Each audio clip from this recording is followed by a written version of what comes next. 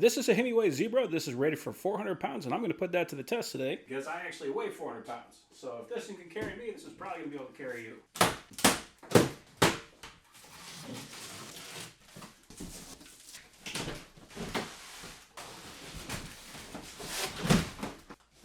So even though it looks bad, it's actually sitting on a plastic, it's kind of like a guard on the forks, so it's not actually sitting on the forks. We got a hat. It's kind of cool. How does that look? Got a quick release. We got a guard, headlight, pedals. Oh, that's cool. Actually came with a full Allen set. Some extra hardware, instructions on the bottom, and whatever this is. Oh, okay, that is the power supply. So that outputs 2.8 amps at 54.6 volts. And the instructions are in full color with pictures, so that's good. I'm used to a 29er. I think this is supposed to be a 26, but just with those extra thick tires on here, this looks a lot like a 29er. Much wider, that's for sure.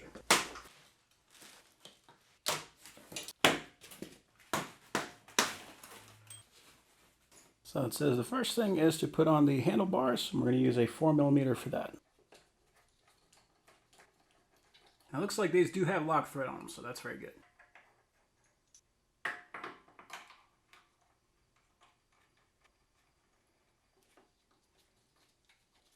So I'm not going to tighten these all the way up. I'm just getting them started so it'll hold the handlebar on, and then we can get a better fit after we get the tire and everything else together. And one thing that becomes very obvious is just that this frame is super thick, which is reassuring. Of course, this also holds the battery, so I mean, that's as thick as the battery. That's a very thick frame. And plus just all the welding on here, this is full welds, this is not just tack welds. That's reassuring. That's the correct word.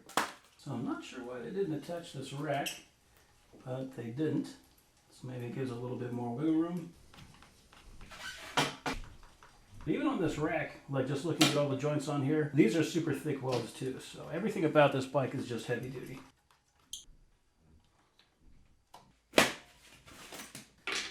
Just going to take this plastic guard off. This is a 15mm wrench. So that's just a piece of all thread with a nut on either side. And it said there could be a red pad right in here to protect the hydraulic brake. Mine doesn't have that. Not really a big deal. I'm not too worried about it. Such a big tire. It's actually pretty light.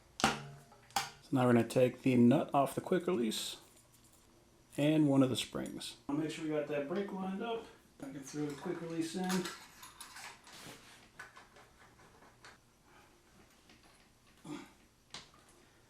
All right. All right.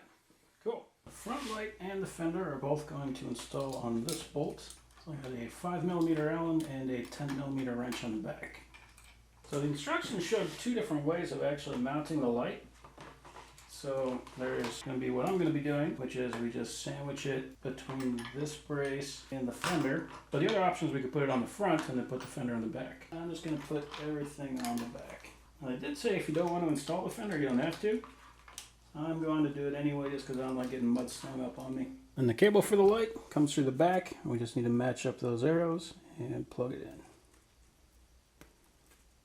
So this is a 4mm with an 8mm wrench.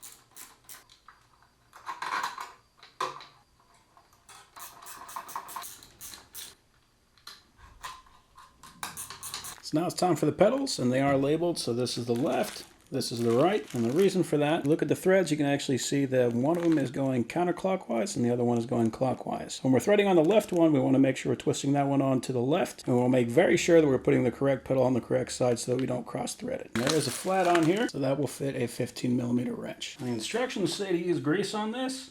Do not use grease on this. I'm going to use thread locker because that is going to make sure that it doesn't slip out, because you don't want your pedals falling off while you're riding. I put on quite a bit there, and we will see how that works.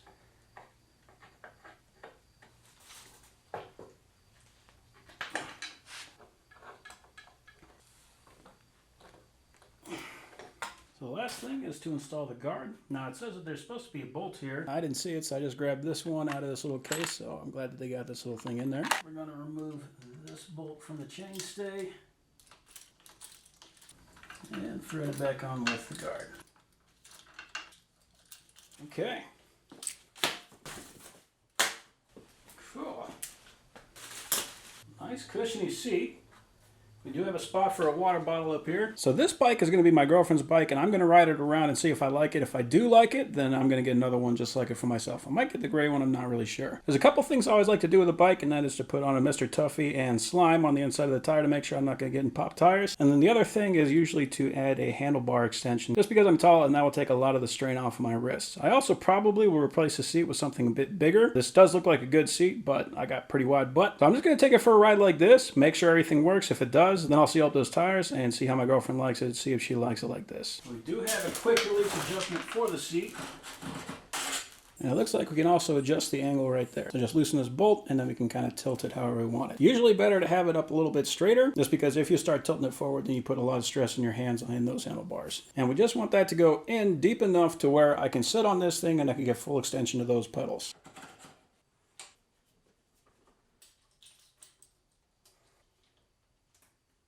And these tires are rated for a max of 30 PSI. All right, so it's reading 9 right now.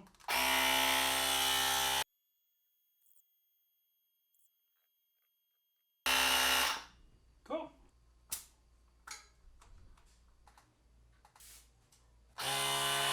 So it came with about 9 PSI, which is good. I like that it actually came with some pressure because that means that it's not going to be banging up that rim during shipping, but it's not overfilled, so you don't have to worry about that pressure changing too much if they like put it on a plane or something. So quite often with these fat tires, you'll see people running at about 20 PSI, and partially that's just because they're a lot lighter than I am. When you're heavy, you want to have it basically as high as you can go. You definitely don't want to overdo it because you'll bust out the wall of these tires. If you go with the 20 PSI, it'll be a much softer ride. You're not going to feel the bumps, but the higher the PSI, the less the motor's going to have to work, the better your efficiency, the more the range, and then when you do actually start pedaling, the easier the ride's going to be for that. So I always go to max, and for this one, that's 30 PSI. For my other bike, it's 50 PSI. And as a big boy, I've ridden many bikes. This bike actually holds up extremely well. This is a Trek, and there's a few things that are going to make or break a bike. The frame on this one, I've absolutely no worry that this thing is going to be able to hold me. This is a very strong, heavy-duty frame. So the things that can fail are going to be the spokes, but as we can see, these are nice thick spokes, and there's a bunch of them. That's very important. The other thing is going to be the brakes. I actually have the same brakes on this one as they do on my Trek. They're Tektro. The difference is these are hydraulic, the other ones are cable. So this is actually going to be a better braking system. By all means, this should be able to support me no problem. The only thing that I'm worried about is going to be the motor, whether or not that has enough power to actually push me. Now, the reason I want a bike like this is because that Trek over there, I love that thing to death, but since I moved to this area, it's really hard pushing that thing up these hills. So I wanted this to give me that assistance. I still want to get some exercise, so I still want to actually be able to manually push this thing. Like, that's the main point, but I don't want those hills to be the thing that stops me. You got a bell, which is always nice. So if there's somebody on a trail in front of you or something like that, you can at least let them know that you're coming. Got our throttle right here. We got our gear selector, so this is just for the pedals, so the motor is going to run independently of that. And you can see we only got one sprocket on the front, so all the gears is going to be in the back. So that is why we only have the one gear selector. So it is a 7-speed. You can see nice click style. I always like seeing those. And it does look like that chain is lining up on the back, so I don't have to adjust that. That's always nice. So let's turn it on.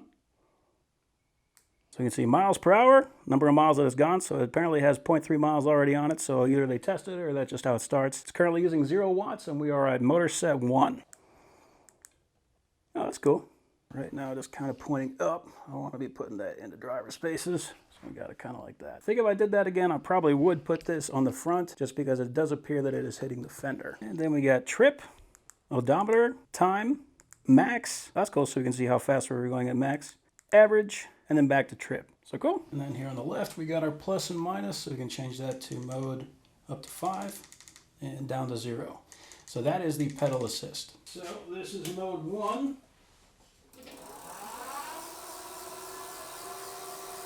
So right now it's going 20.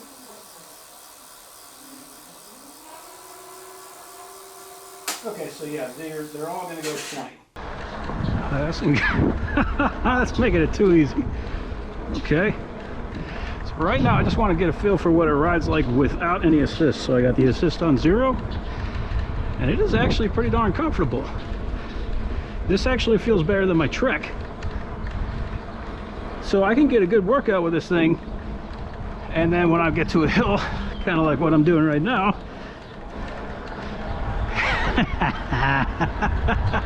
and I can actually have a nice ride. Wow, this thing pulls me up. I'm only on 2. I'm not even pedaling. There we go. Yeah, this thing just pulls me up that hill. Okay.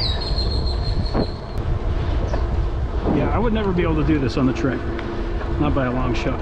Alright, I'm on level 5 right now. I'm on 15. This is a steep incline, like I'd be going half a mile an hour on the trek right now. So 15.7. And I am pedaling, so I'm helping the motor, but this is exactly what I wanted. Yeah, the ability to still be able to go out, get a workout, but get a helping hand whenever I need it. So I'm curious about the throttle now.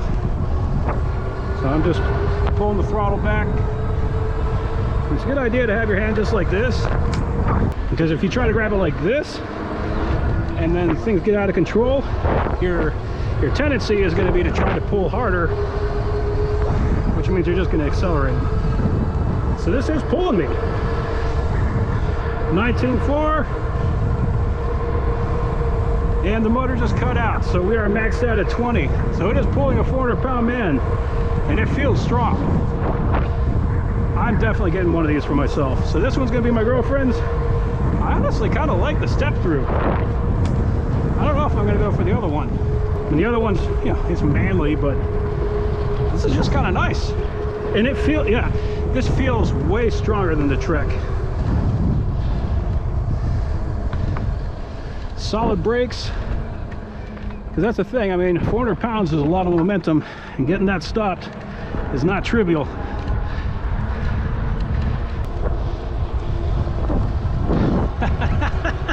This is so much fun. Wow, I wish I got one of these a long time ago. Whew. 80 miles range. I know for sure I'm not going to be able to get that with my butt on here. With the pedal assist, it's going to help for sure, like that I'm pedaling. But yeah, that's the point of it for me. I wanted to get the exercise and just get a hand where I need it. So now that I'm going uphill at level 2, it does seem to want to top out about 15 miles an hour. So it is an assist that seems to be somewhat rated on torque and somewhat rated on max speed. Yeah, going up this thing, this is even comfortable on my wrists. Like, as a tall guy, and there are shims underneath the stem, so you can raise it or lower it if you're shorter, depending on, you know, how you want it set up for you. But this is actually comfortable. I don't even need to get a riser for this. Yeah, when I stop pedaling, it stops going. Like, this feels very intuitive. Oh, this is a blast. It's like a motorcycle that I can get a little exercise on. So right now I'm in 7th gear. I'm gonna try to push it, so motor isn't doing anything for me. It's like about 22.2. That's what I'm gonna get, and I got a little downhill too, so I'm probably not gonna be going much faster than that. Now my understanding is you can put a code in to make the max speed higher, but I'm just going to leave it like this for now, because this is plenty faster. Plus I'm going to be giving this to my girlfriend, and I don't need her to do anything dangerous. But yeah, I'm definitely getting another one of these. So let's coast. And coasting, pick up speed. So with a heavy rider, that's a lot more force on the bearings. It's able to do that, does actually tell you something. So the saddle actually does feel not too bad. I'm starting to feel a little bit more 3 miles in. Definitely not what I would call bad. But I think for the sake of comfort, I am going to go with a wider seat. But everything else on here, ergonomics, I mean, I'm 6'3", and this fits me extremely well. Got good extension, and it just feels extremely secure. Like, I would not go with any other bike knowing what I got right here. I think I might have to redo the fender. It looks like it's off a little bit. So yeah, that's it. You just stopped it right here. This is a beautiful bike. very soon. So yeah, that thing is an absolute monster. If you're a heavy dude like me and you want to get back out on the road, this, like, look no further. This is the right one. I'm so happy I got this.